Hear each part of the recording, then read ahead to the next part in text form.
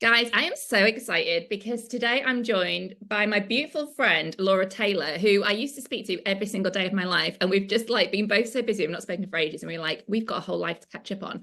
But Laura actually came on Embrace Your Feminine Essence. You one of my first guests. I think it So was it like must, lockdown, wasn't it? Wasn't it like yeah, it was right at the 2020? start. It was 2021, January 2021 when I launched it. So I bet it was Feb, March, April, something like that. And to have witnessed your growth and evolution into your gift in sound healing since then has been just incredible to watch. And I sometimes watch you, and because you're a projector like me, Mm. and I watch you, and I just think, you do more. Oh, hang on, the Zoom's doing things for anyone who's on YouTube. The Zoom is doing things like these It's like reactions, a celebration of me. celebrating Laura. I watch you and I do this full time and you're doing it alongside a corporate job. And I sometimes think Laura's doing more than me. How does she fit it all in? So I'm really inspired and I can't wait to talk about all the things. So welcome, Laura, Thank you. who is now Laura Charlotte Taylor hmm Full and name to not Energy in myself. Flux like she was last time I spoke to her. And I loved seeing that you were claiming your name. That was amazing. So introduce yourself. Please tell everyone who you are, what you do, and all the fun stuff. Oh, thank you. Yeah, I'm so excited to be back. Like you say, got so much to talk about. So I know this is going to be a good one. But yeah, for anyone who doesn't know me, I am Laura and I'm a sound healing practitioner. And since we last spoke, I am also a Seishim practitioner and also a cacao guardian as well. So I've expanded my skill set since we last spoke. But yeah, I primarily work with sound and everything else kind of weaves in with that. So very much around the arts of the esoteric and energetic and frequency based as well. And everything that I share and offer up is rooted in finding a space for our bodies to rest and to invite people into rest. Not surface level rest. We're talking about that real regenerative deep rest that all of us need, but not very many of us think that we deserve. So it's really about inviting people into that space and begin to build a safety in their nervous system so that they can do that. Amazing. I've got so many things I want to say already. Talk to me. That second thing you said that you do, please tell us what that is. I'm going to try and pronounce it. Oh, Seishim. So Seishim is a little bit like Reiki. It's the same sort of energy healing, but it comes from ancient Egyptian lineage. So it is a higher frequency than Reiki and a lot more rooted in the divine feminine rather than Reiki, which is more of a yang energy healing, whereas Seishim is really yin based. I am Reiki trained. I thought you were. When I you said, am, I was like, yeah, yeah. Reiki. So I am Reiki trained, but I don't and haven't often shared it since I was attuned to it. There was something that just wasn't quite landing for me with it.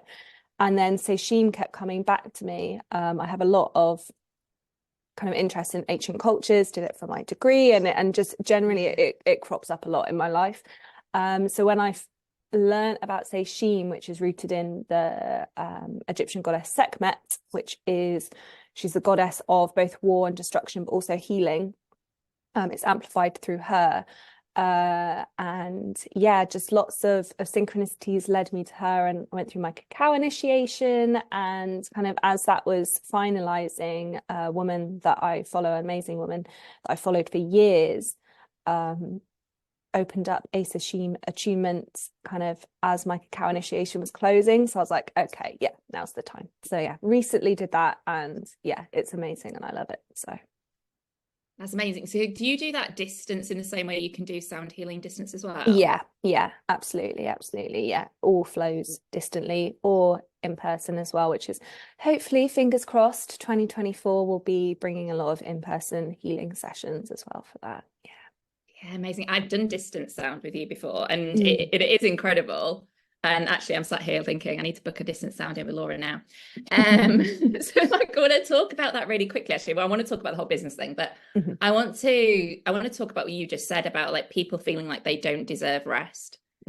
because this resonates so much. And I think, and this is a lot of the work that I do with my clients, but obviously I'm using the tool of breath work, where you're using your tools, but it's like people, I actually had a client yesterday, no, it was the day before yesterday, and she just couldn't allow herself to relax into the session.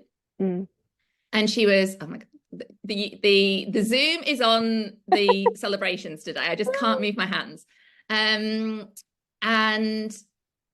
we were talking about it afterwards, because she was like, I was really like agitated. And I've been working here for like nearly 6 months now. So she's done loads of breath work with me. Like she's, you know, she can rest sometimes.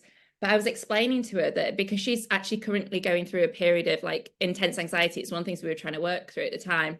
A lot of like health anxiety, a lot of fears, all the different things.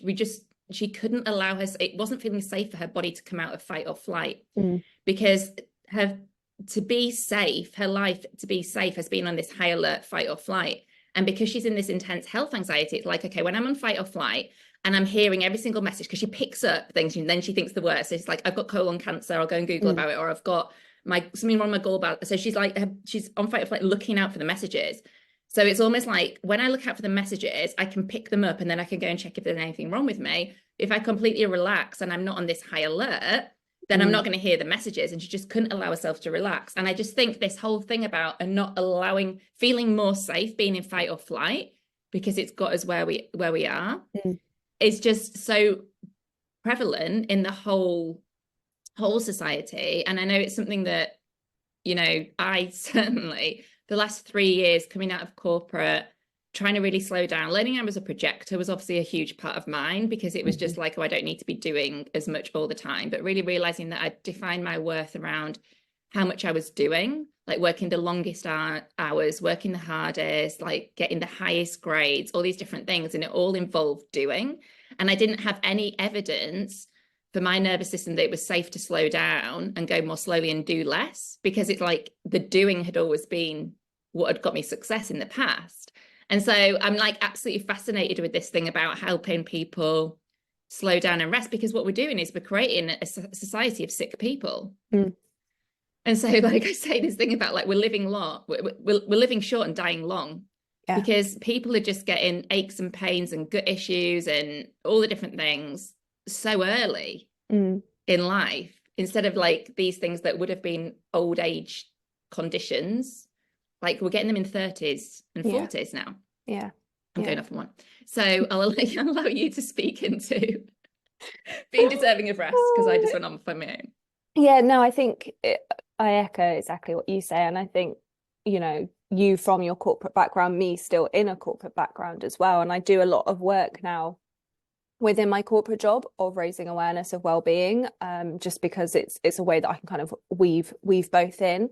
But I think, you know, we're so conditioned to do rather than be, and to just be is terrifying for our bodies. It doesn't matter whether you are, you know, on that end spectrum of high health anxiety or just any form of anxiety, or in those severe flight or fight moments. You know, we are all in a low level of flight or fight most of the time, because of all of the information that we're consuming from the minute that we wake up until the minute we go to bed, all the extra pressures that we put on ourselves, the pressures that are put on us by society. Like there is no part of us which is not always switched on or being switched on by an external source. And so I find that a lot of people, when they come to my sessions and they feel they almost get annoyed at themselves that they haven't relaxed during the session or haven't rested. And I'm like, that's not the point. Okay, that's not the point. The point is that you're here and you're beginning to build almost a tolerance in your nervous system for this resting, for you to just be with yourself, see what's going on. And, you know, like you were saying, quite often people will, once they begin to rest, it creates room in your mind to begin to process. And process often means that thoughts are going to pop up, but you can't then do anything to action those thoughts in that moment. So it's really a lesson of, okay, there's all this information in me, but can I just, for this hour, know that I don't have to do anything with that. It's not immediate. Like, we're in a culture of urgency all of the time.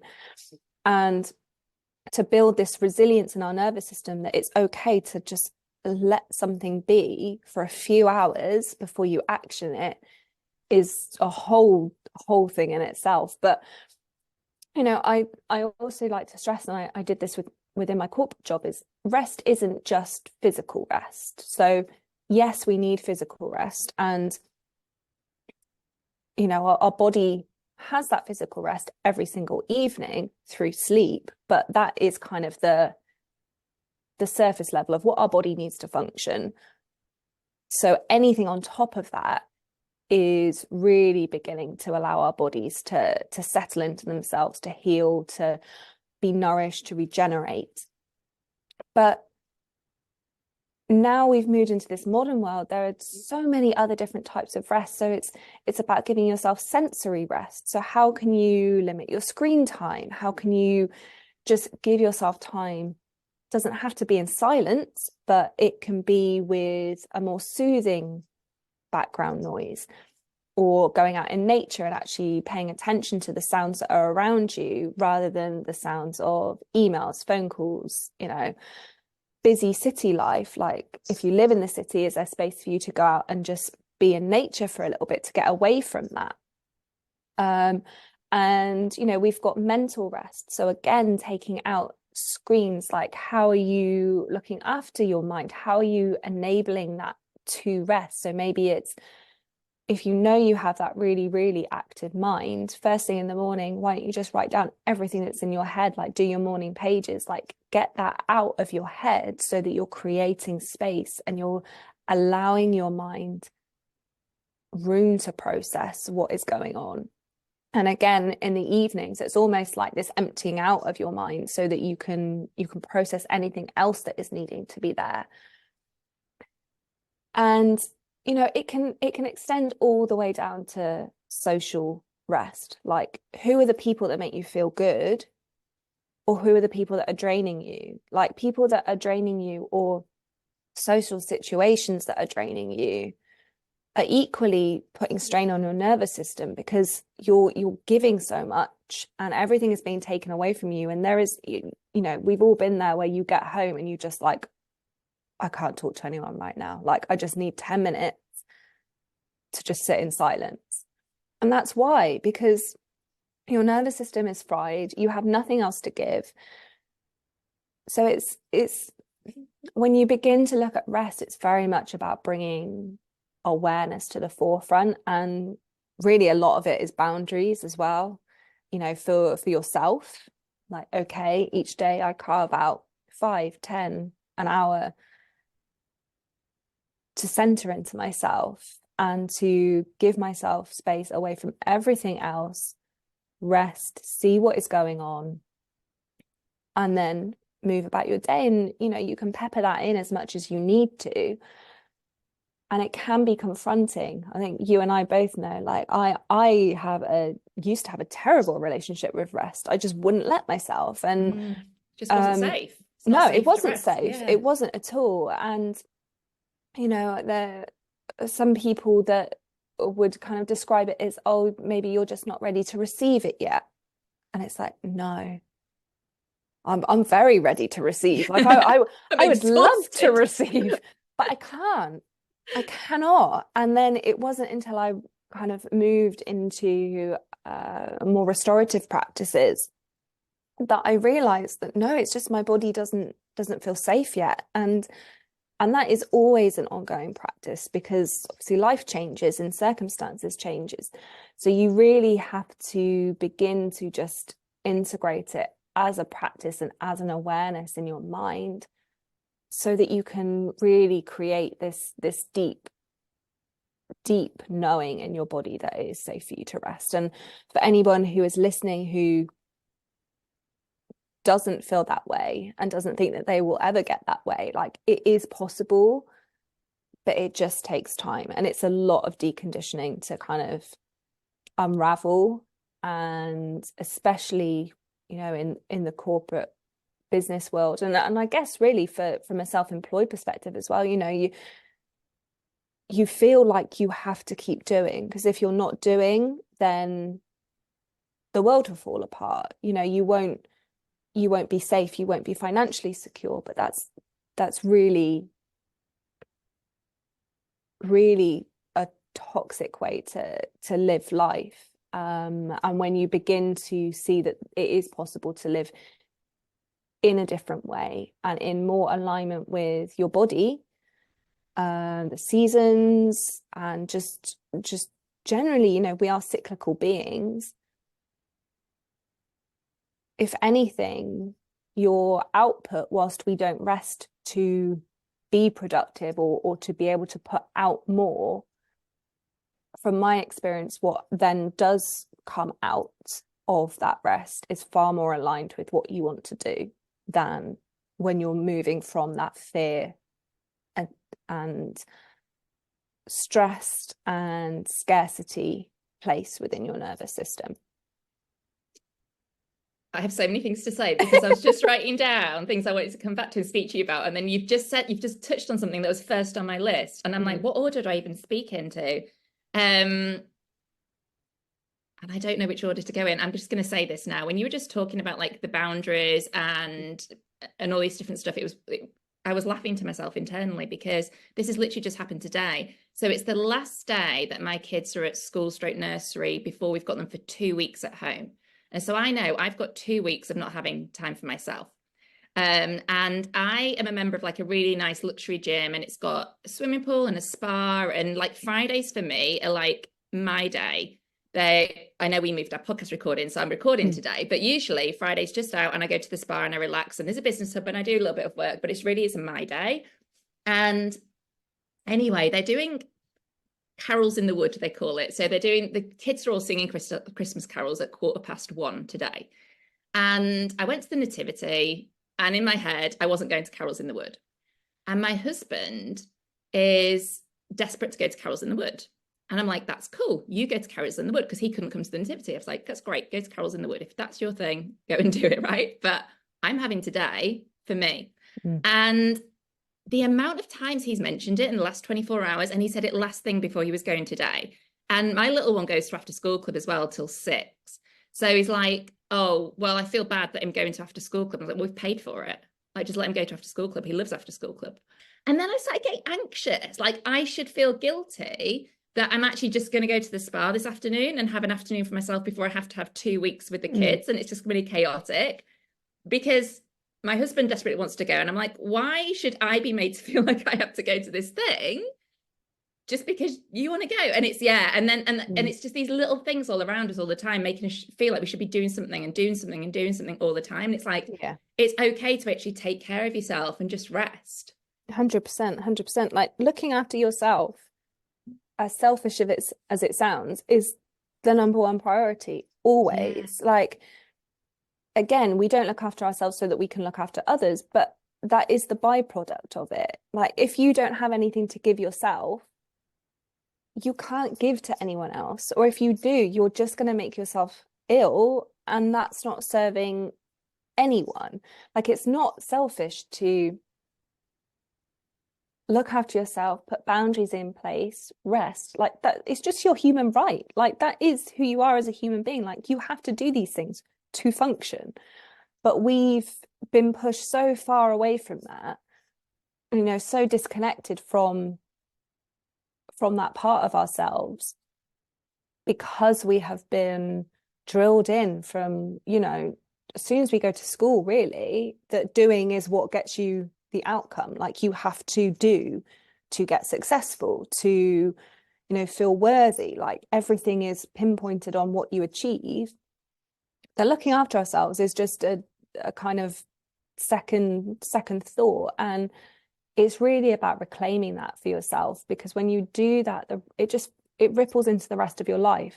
And that there is nothing more or nothing greater that you can do for yourself than begin to look after yourself. And you and I both know that. Like, it's, once you realize that, you wonder why on earth or how you even lived before you started looking after yourself. It's wild when I look back on how much I used to do but how little I looked after myself. I honestly don't know how I did it at all. Yeah. And I, to be fair, I probably did less than I do now, but I just didn't look after myself. And I was ill all of the time, burnt out all of the time.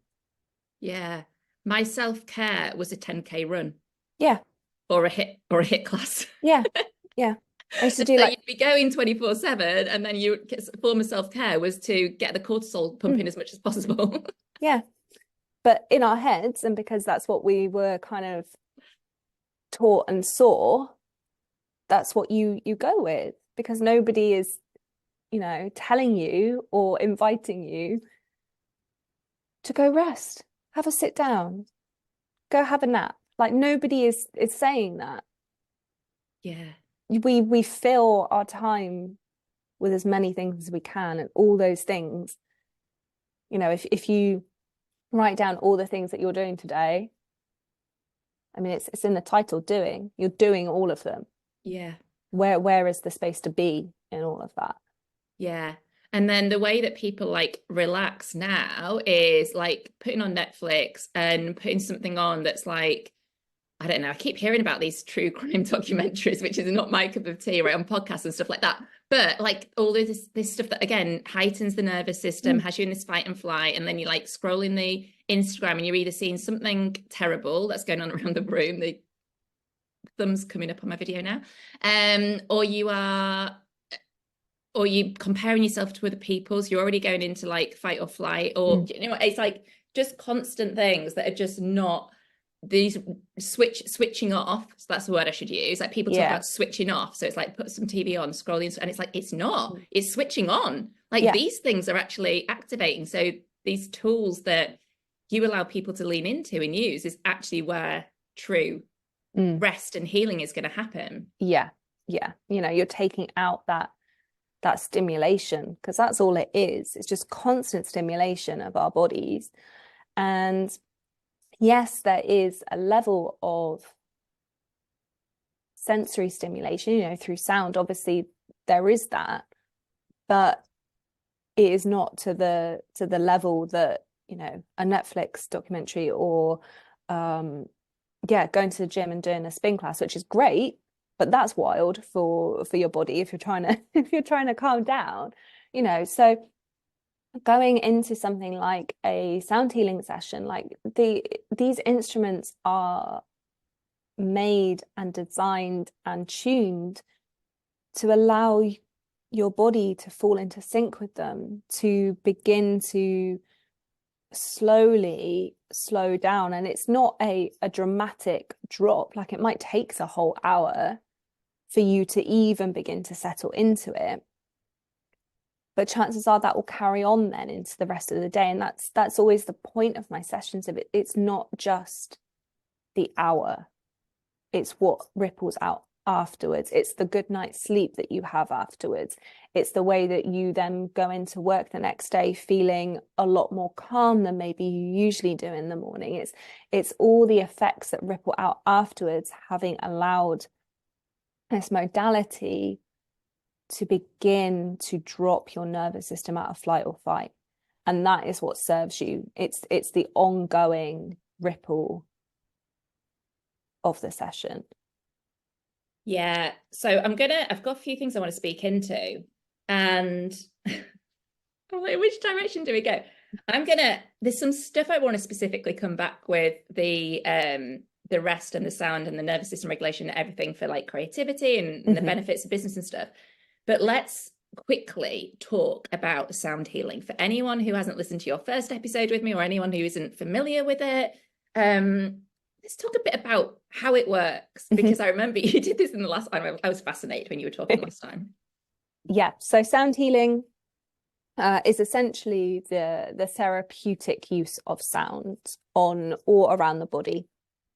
And sound healing has been within the world, within cultures for 30,000 plus years. So it's not a new thing, but obviously it's becoming more prevalent in yoga studios, the wellness industry. So for those who maybe it's a new new modality. Like, it can seem as though it's quite new age and a bit strange that someone's just kind of sat there banging some instruments, but truly it has been around for thousands upon thousands of years. And sound is one of the most profound healing tools, because sound and frequency and vibration move and travel through your body all the way down to your cells. So sound healing, we can begin to quite literally manipulate your body on a cellular level. And the way that I use sound, so I primarily work with Tibetan singing bowls and crystal singing bowls. And the frequencies and vibrations of those bowls, and the same for any other instrument, is that the vibration will always go where it's needed. So as a human being, we're primarily made up of water. Our cells are made of water, you know, our bones are kind of floating in our body. And water is a conductor of vibration and sound. And so when you are receiving sound healing, the vibrations that are moving towards your body and through your body are going to seek out where there are areas of density. And this might be physical density. So it might be clusters of cells, or scar tissue, tension, muscular tension, or it can be energetic density. So areas where you are holding stored emotions in your body. So emotions are energy in motion, essentially. So when we don't allow an emotion, which, you know, a lot of us don't, we feel the emotion, but we don't allow it out. You know, we're taught to suppress that. So when we don't allow that emotion to complete its journey, that's then being stored somewhere in the body until it is allowed to move out. So the vibrations and frequencies will also kind of find those areas as well. And as with anything, you know, the vibration will then work to almost dislodge or disperse those areas of tension, and allowing them then to move through and move freely. And this is why when you receive sound healing, you might have emotions rise up. So this is very, very common to kind of feel emotions rise up, whether in the session or a couple of hours later when everything is still moving through you.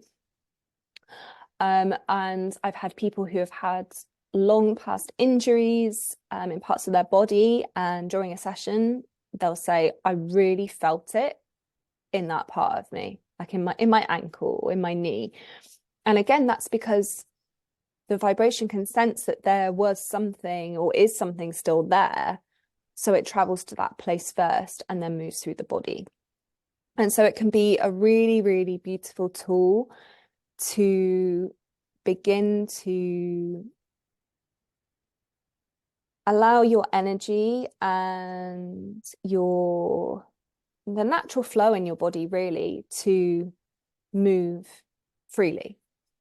So for a lot of us, you know, even just from tension sitting down at our desks all day, like, we don't often, you know, you can get that surface level from touch or from movement, but with sound, we're really, really getting down to the core cellular level of that. And on the flip side, we also have the way that sound works with the actual nervous system and our brain. So our brain waves operate on different levels. So for most of us, we are in our alpha state. So alpha, as we're talking now, that's kind of our alert state, our conscious state, when we're moving around the world and doing things that need a bit of concentration. Or sorry, I should say your beta state is that. So right now we're in our beta state.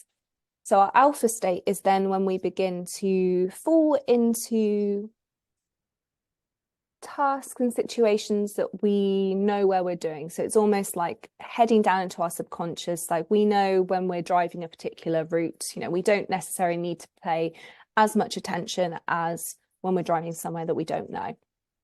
It's also the kind of state where you begin to feel a little bit more relaxed in the body. So sound healing will begin to take you out of that beta active state and draw you into alpha. And it does this very naturally. It's not like something that you consciously witness happening. It's a natural, in scientific terms, it's called entrainment. So you entrain with the frequency of another object and they resonate at the same level.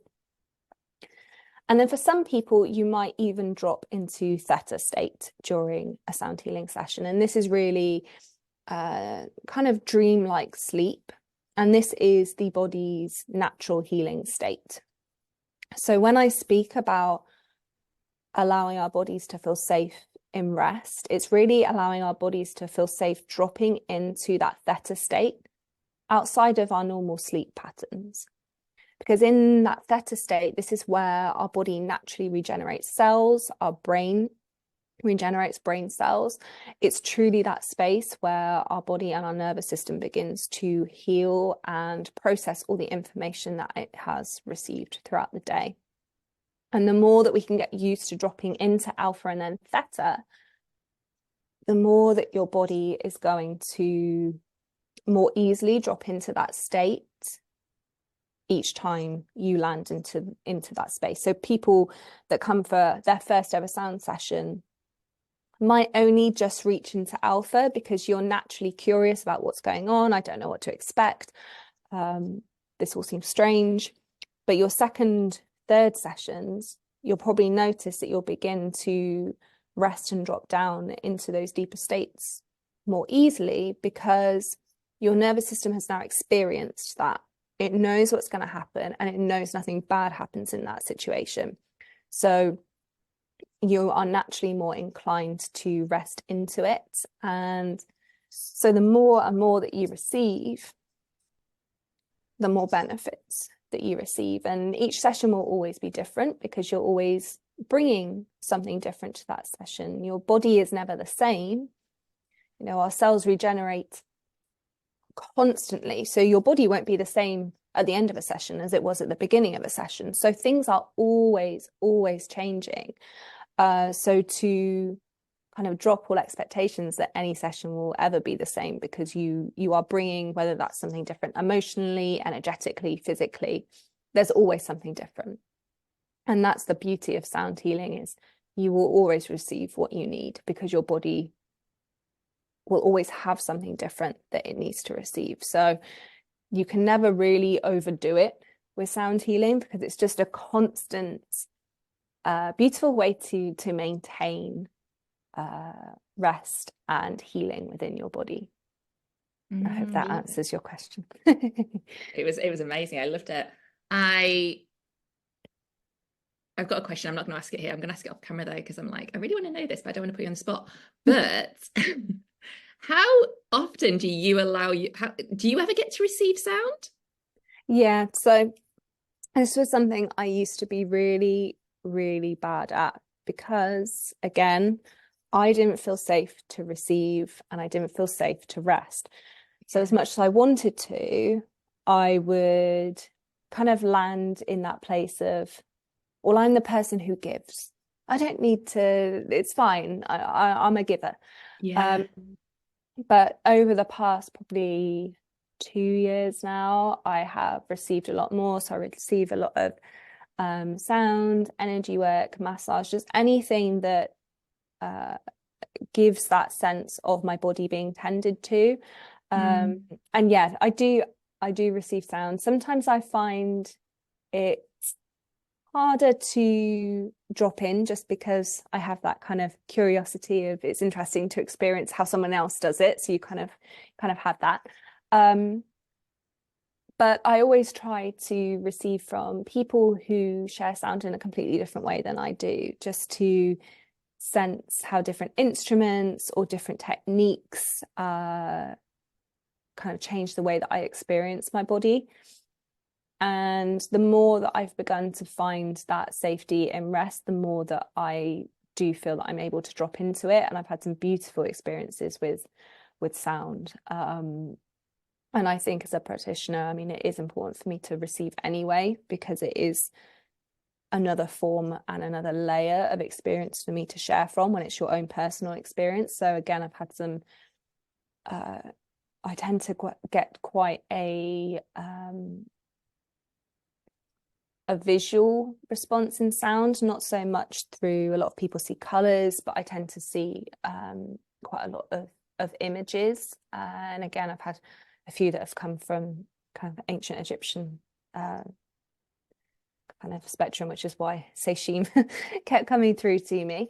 But again, I have found, and I can tell in my body, like dependent on what I'm going through at that time, I'll probably be quite aware as to whether it will be a session where I will be allowing myself to fully drop in, or whether it will be one where I'm rested, but I tend to be quite a restless person. So I move quite a lot, or have to change positions. And that again is something which I encourage in my own sessions, because the body, when we're moving things in the body, it needs a way to release it. And quite often we feel we need to be still. But when we're in that position, there's only a few ways that the body can really release things out. So quite frequently it's sound. So you get a lot of kind of stomach rumblings, burping, coughing, sneezing, like all these ways that the body is trying to get something out. But movement is another form of that. So quite often you'll want to change position or have a stretch. And I think we have such a rigid idea of, okay, I'm resting, I have to lie there and that's it.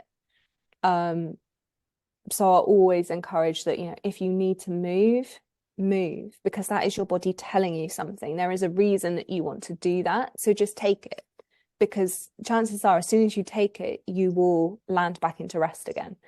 Whereas if you continuously think about how much you want to move, that's all you're thinking about then. You've taken yourself out of the session, out of what you're receiving, because all you can think about is how much you want to turn over onto your right side.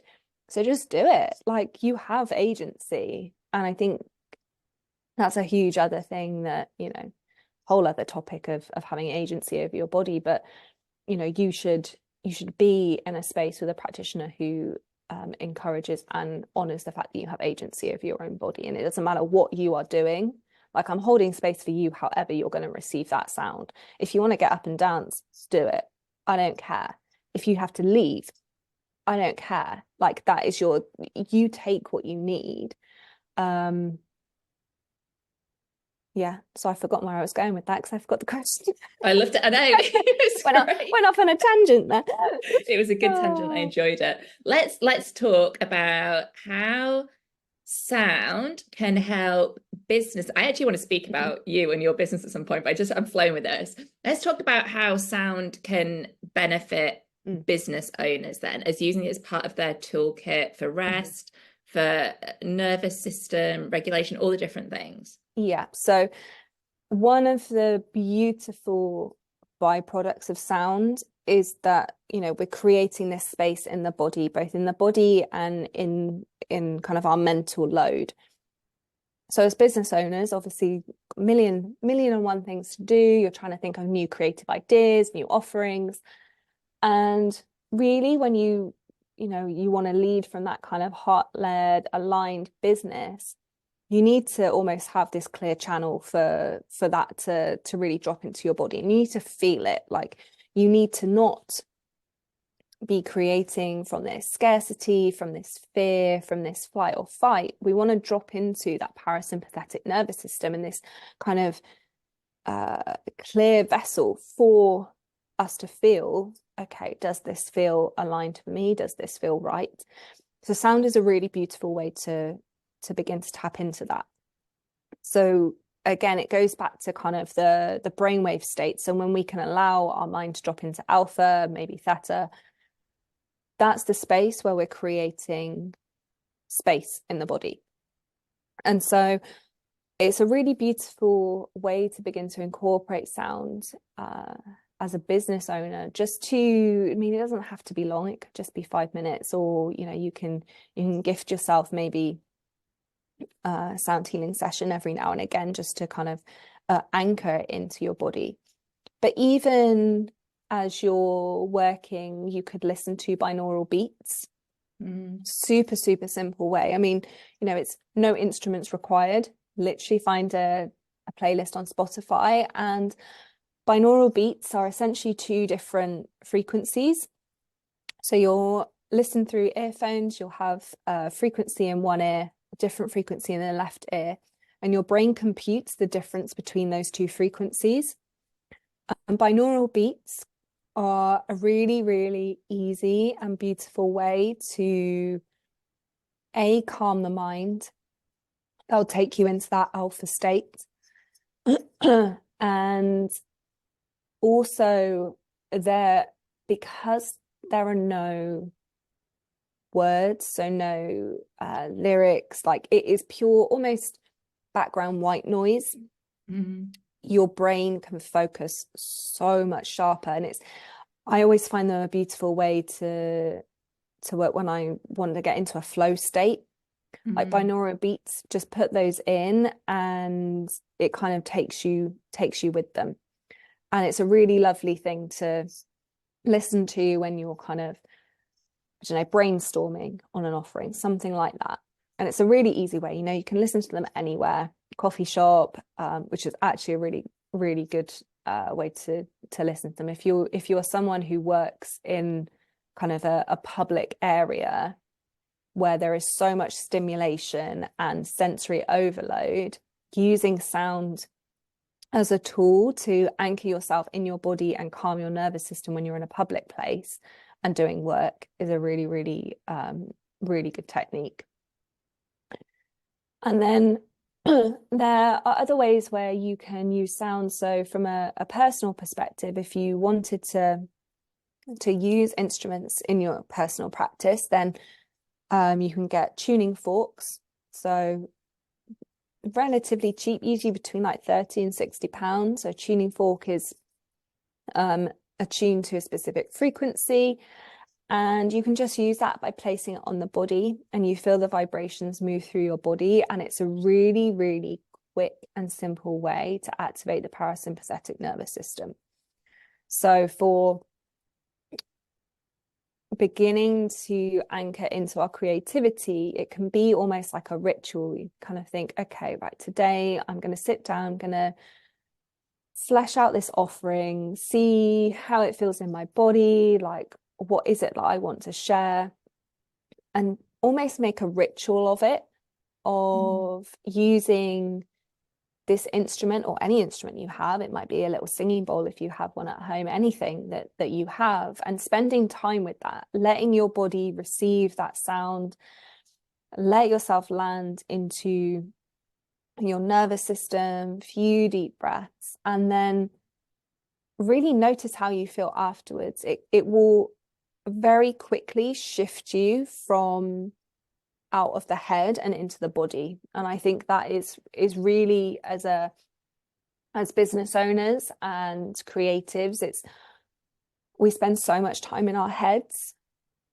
but truly what is magnetic for our business and how, you know, we want to attract the amazing people that we want to work with, that's from what is within us. You know, that it doesn't come from a mental load, that comes from the essence of us. And so when we want to create and think about all these new amazing things that we want to share with the world, that needs to come from the body. So we need to tap into the body first. So using tuning forks, singing bowls, binaural beats, and of course the sound of your own voice. Like, it doesn't have to be complicated. It can literally be standing up, shaking your body, letting anything that needs to move through, like a scream, a growl, like whatever it is, like tapping into what needs to move through you first,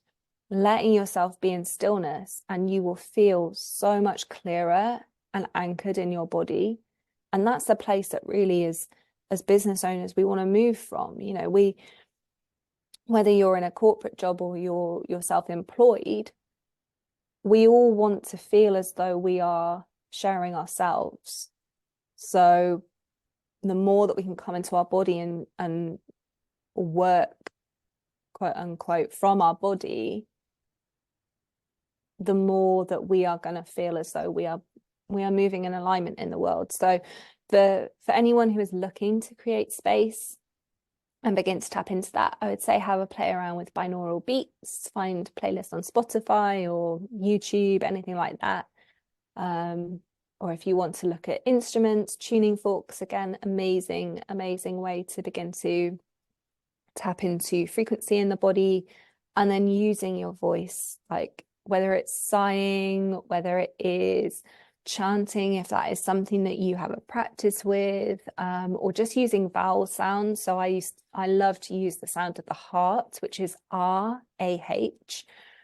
Just a few rounds of that, and with your hands on your heart and just feeling the vibration is a really beautiful way just to allow your body to come into that state of receiving, essentially. And that's what we're doing when we're creating offers. We're receiving the ideas to us. So the more that we can come into that state of receiving and that space of being a clear channel, that's where the magic flows, really. Laura, you are speaking my language. Like literally everything you're saying is exactly what I talk about with breath work, with the more like because there's different forms of breath work, but the ones that bring us into our intuition, and because this is it. And I literally said this yesterday when I was in Bridget's membership. It's like so many people are running their businesses from fight or flight, whether they feel stressed or not. The fact that they are just never stopping means the adrenaline is like pumping out, the cortisol is pumping out. They're just like doing a million different things. So they're in that fight or flight. So you can't get clarity in that space. You literally shut down. Your brain's focused on survival. So you're shutting down other parts of the brain that can help with connect our intuition, the creativity, like that, more that side, the more like bigger dreaming. It's like, no, survival, what do I need to stay alive? So it's like that intuitive response rather than like, what do I need to do to reach my ideal clients? And so, yeah, allowing people, like allowing spaciousness in business. And I actually am kind of in this process at the moment because, as we were just talking about this off camera a little bit, but I've, got running two different businesses alongside each other and trying to work out like how long I can keep doing this for, because one of my businesses I don't like love. And it's like, well, but it's like, it's such like an established base. So I've actually completely pulled back from both businesses. Like I haven't posted on social media for 10 days. I'm literally I cancelled all my client sessions and podcast recordings Monday, Tuesday.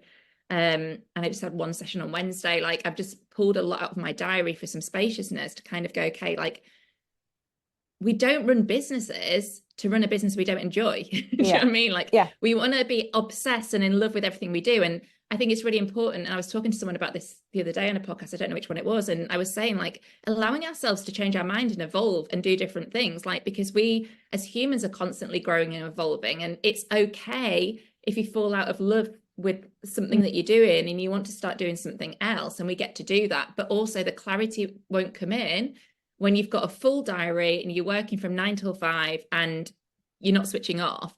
So you need to create that space. And I did this at the end of last year. And it was when I was working with Amy. And she said to me, you need to, and it's hilarious because I was thinking about shutting down the nutrition business then. And actually what I ended up doing was evolving and moving in a different direction with it. But she was like, you need to detach from the business. And she was like, I'd do it for like 4, 6, 8 weeks and like do whatever. And literally don't even think about it, like beyond what I had to do, with clients. And I got to this time of year again, and I was giggling to myself because actually I noticed the sun, Sagittarius is in my 4th house, which is like the house of like home and like, and so it makes sense that around the Sagittarius season, I'm always want to go in and focus on the family and not really be thinking about business stuff.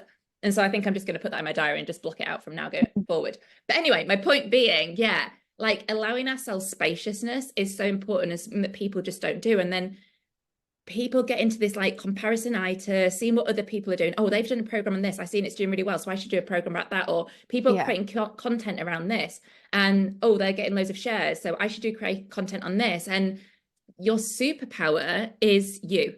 Yeah. And like what is going to be most magnetic and draw the right ideal clients in is you speaking what you want to speak. And even if the algorithm doesn't love it and it doesn't like go viral and show it to a million different people, like the people that resonate with your message are going to be your people. Yeah. And another way to really connect with your message is give yourself the space. give yourself the rest, give yourself the pause, and like you say, come into that parasympathetic, so you're not just in fight and flight and survival mode. Yeah, yeah. And I think as you were speaking then, also thinking about, you know, how I was saying you can use your voice to land into that space.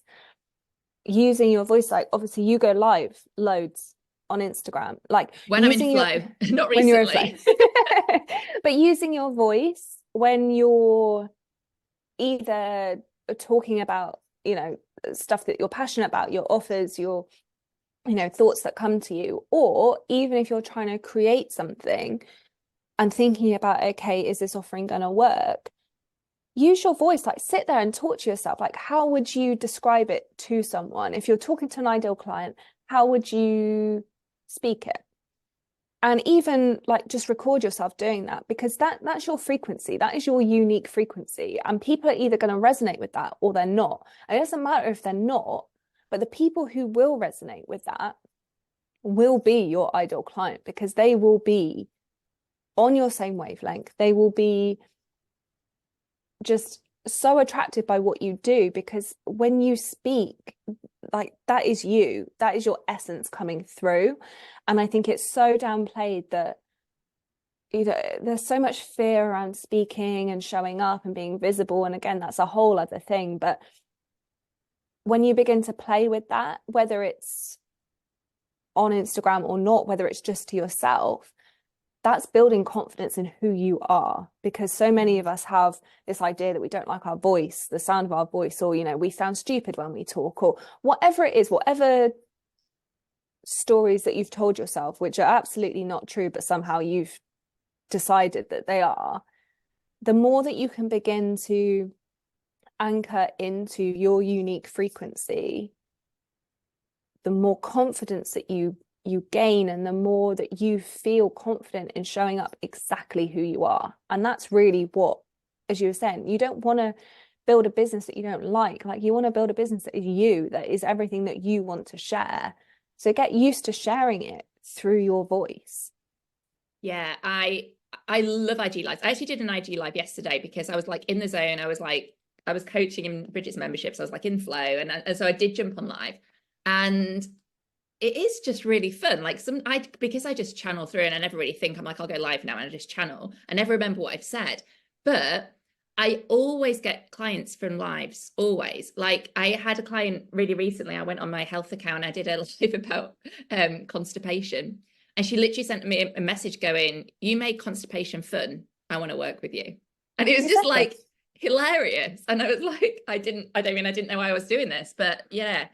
I agree with that. So I'm going to speak into this really quickly, because I was that person who, when I launched my Instagram, I was terrified. I used like a different name. I like called it LS Health, not like Lynda Stratton. I blocked everyone I knew before they could find me. And it took me 6 weeks to go on my stories. And it took me 29 attempts to do my first IG live. And I didn't even go live. I pre-recorded it and I uploaded it because I was absolutely terrified. And people are always really shocked that I was like that scared. And this is a tip that I always give people. And so if you're listening and you're scared of like your voice, if you don't like your voice, all the different things, start voice noting people. And I did this a lot with you in the early days. We used to voice note each other a lot, didn't we? And WhatsApp is like, start voice noting people and then listen back to your messages and get used to the sound of your voice, because it is that thing of like what you hear in your head isn't what everyone else hears. So it's just that getting used to actually what your voice sounds like to other people then gets you more comfortable with your voice. And I honestly, it's my top tip. I tell people to do it all the time. I'm just like, start listening to yourself speak and get used to your own voice. And you end up really liking it. Like, I really like my voice now. But 3 years ago, I was like, is that what I sound like? That is horrendous. Yeah. But again, it just speaks to a whole nother level of connectivity. Like, we're human beings. We love connection. Like, that is what we crave. And when you begin to bring in the voice and you begin to trust in your voice, your audience will feel more connected to you, because they can sense you. It's a part of you. Like, we all have a unique voice, and sometimes when you just see an Instagram, say, with just posts. Like there's only so much that you can understand about that person and see if you really trust that person, if you resonate with that person. But when the voice begins to get involved, you're like, oh, okay, they're an actual person. And that again, it's this human aspect of it. You know, we're not all perfect, but when I see someone chatting and being like, oh, they're funny, or they really know their stuff, and you can connect with them more on that human level, it just takes everything to a whole other level. Yeah, that, and it's the energy. Like people buy from people, right? I always say this, like, you know, there's a million people in the world, I mean, that's an exaggeration, but maybe doing what you do, right? That could help people with with the transformation they want to get. And it's people are buying from people. People want to buy from the human, and your energy, your frequency comes through when you speak. And like you say, when you just said, like when IG Live, people can copy people's posts. People will go to someone else, copy what they've done. But if you're on an IG Live and you're speaking for 20, 30 minutes with no notes, like people can see you're an expert. Like people Yeah. can actually see you know your stuff, which is why I just think everyone should just go live all the time. I agree. I want to speak about your evolution with business. So how you talk to us a little bit like about how you found sound, and then let's talk about all the different things you do now, because I am constantly blown away by how much you do, and I think it's incredible. Oh, thank you. So sound, I found completely by accident. I did my yoga teacher training, started teaching, but something wasn't quite fitting for me with that. And I wanted to focus a lot more on the energetic side of things, the philosophy aspect of the yoga practice, as opposed to the asana. And by complete accident, just looking at trainings and workshops that were on in studios near me, I found a sound healing training and signed up for it. I didn't know what sound healing was, never had experienced it, and just was curious to learn. Didn't go into it with the intention of sharing it at all. So went along, first day, struck the bowl, knew it was for me. I was like, yes, this brings me into my body as someone who had been wildly dissociated from their body for years. But also it was just a deep knowing, like I can't explain it. It was just, this is for me. And so from there, just started doing kind of group sound healing sessions with a little bit of yoga. And then lockdown happened. So I first trained in mid to end of 2019. Then obviously lockdown happened. And it was actually a really beautiful time, because this is when I started to share distant healings. So for obviously, Lynda, you've received one, but for my distant healings, I don't do them on Zoom. So you do not hear the sounds of the instruments at all. And I really started to play with this during lockdown, and the connection that I feel when I do a distant healing is incredible. And it doesn't matter that we are not visibly connected, because space and time is a whole other thing, which is not as we know it. But just the deep trust in knowing that the sounds and frequencies are still reaching who they need to reach, where they need to reach. And just the messages that I was receiving from clients during that time were so powerful and so beautiful, whether that be for holding them in emotional releases, or, you know, a lot of physical stress during lockdown, a lot of uncertainty. And so I really began to kind of create that offering, and it still is actually probably my favorite offering to share with people. And from there, obviously, eventually lockdown eased, went out into sharing events, regular classes, began to collaborate with teachers on retreats, share at festivals, and then eventually began to carve out my own sound healing practitioner training, because I really thought that, you know, I've come from a place where I didn't even intend to learn to share this. And then as soon as I began to witness and feel the transformations that were kind of weaving themselves through myself, it's like I can't not share this, because I understand what this has done for me in my body, and I feel as though that deserves to be shared with others. And then from that, kind of really anchoring into, okay, what is my next kind of mission with this? And truly that would be to share it with others, so that they can then take that gift out with others. Because I think that, like we were saying, there's so many people that share sound. However, nobody is sharing it in the same way ever. Like, everyone has their own unique way of sharing it, whether it is on its own, whether it's with another modality, no matter what the instruments are that they use. And I just really wanted to pass on this modality to others.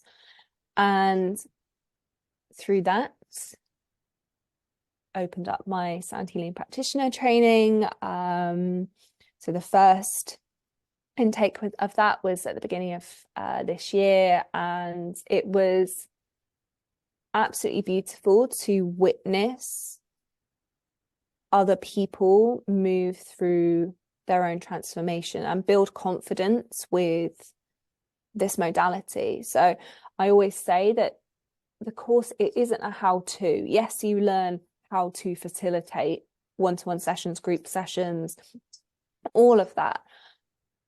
But when you begin to work with sound, it will very innately and naturally begin to shift things within you. And so it's an internal transformation, as well as you learning how to hold space for others. And really, some of the most powerful realizations from the training are actually more on a personal level than you holding space for others.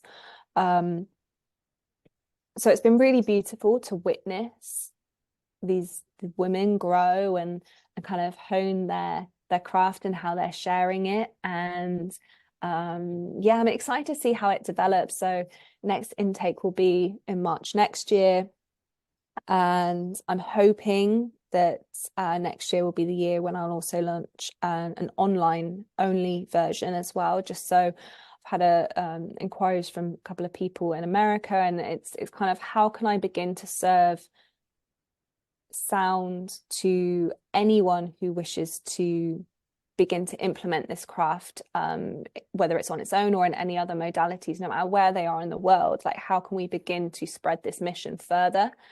And yeah, so it's been a real journey of training in a modality which I didn't know about, never experienced, didn't go into it with the intention to share, to now be teaching others to share it. And if you told me that I would be doing that 2 or 3 years ago, I wouldn't have believed you at all. So it's been a real honor to actually witness the transformation in myself, as well as alongside others, as somebody who is, you know, not overly confident, I would say, really. And you know, we were saying I'm a projector. I'm quite I easily burn out, and I admit that I do easily burn out, and I have to be really careful. And I was really concerned that this would be too much for me. But by implementing rest and ensuring that my nervous system has the capacity to hold that space for others, to hold that space for when we're doing our in-person weekends, and they're, you know, a full 7-8 hour day, Saturday and Sunday, making sure my nervous system has that capacity to hold that, which probably 3 years ago it wouldn't have done.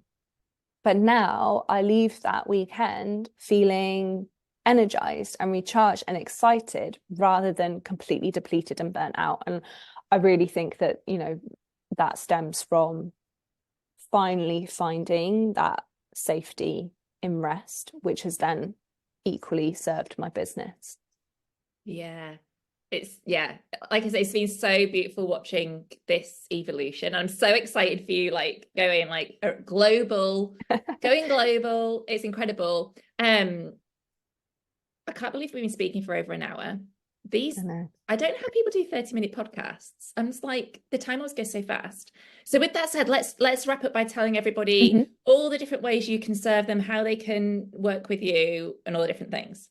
Yeah, so excitingly, so many good, juicy things coming in 2024. So if you are someone who wants to gain an introductory into sound and begin to connect to sound healing on a personal level, so basically for everything we've spoken about in this call, for nervous system regulation, for deep connection to your body, and really embodying it on a personal level, then I'm doing a 6-week kind of online initiation, which is called Awaken to Sound. And this begins on the 9th of January. And this is six weeks, 6 Zoom calls. We cover everything from the history of sound to the science, the energetics, to how you can use sound healing practices on yourself.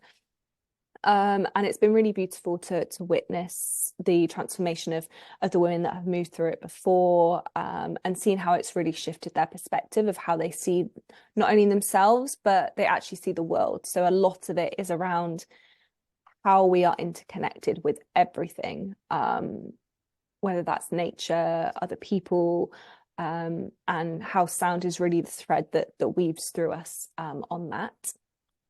So that is Awaken to Sound. I also have an offering called The Centering, which is 8 weeks of deep energetic work. So moving through each of our energetic centers. And it's really an offering which has landed so that we can begin to soften into our true essence and see perhaps where our strengths are in these areas and where is holding us back. So this is more of, as I say, an energetic journey. And there'll be a little bit of distance sheen thrown in there as well to kind of weave that all together.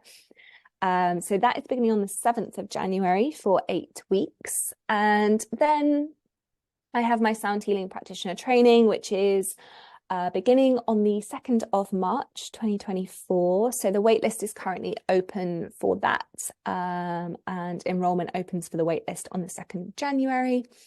So I'm super excited about that. It's a 3-month accredited training, and we have in-person weekends, Zoom calls, e-learning portal. There's basically everything you could ever need to feel confident to begin to share sound with others, however that looks like for you.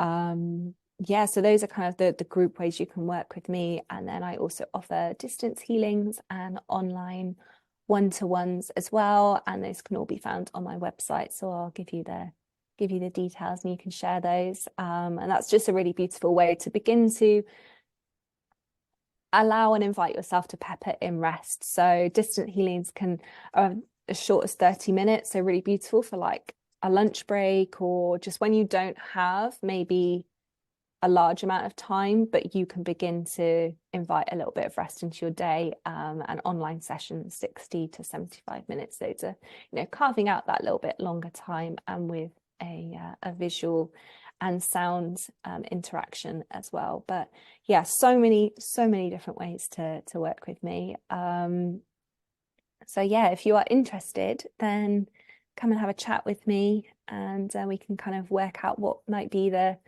best option for you. I want to like wrap up this call and then be like, Laura, can you just put me in? I'm just going to lie on the floor and just do me a session quick. I just feel like that pre-Christmas exhaustion. Yeah. It's like, I just need to rest. This has been incredible. This conversation has I've loved it so much. A, because I got to see you face to face and it's been amazing. And B, because you are just such a wealth of knowledge and such a beautiful gift to the world. So I loved it so much. Thank you. So we'll drop everything in the show notes. We'll drop your website, your Instagram, all the different things. If you love this conversation, guys, please give it a share, give us a tag, let us know your greatest takeaway, let us know what you loved about it. We always like to know that these conversations are transforming people's lives. And I just love you so much, Laura. I love you too. I'm going to stop the recording, but please stay online. We'll see you all really soon, everyone. Thank you so much for being here.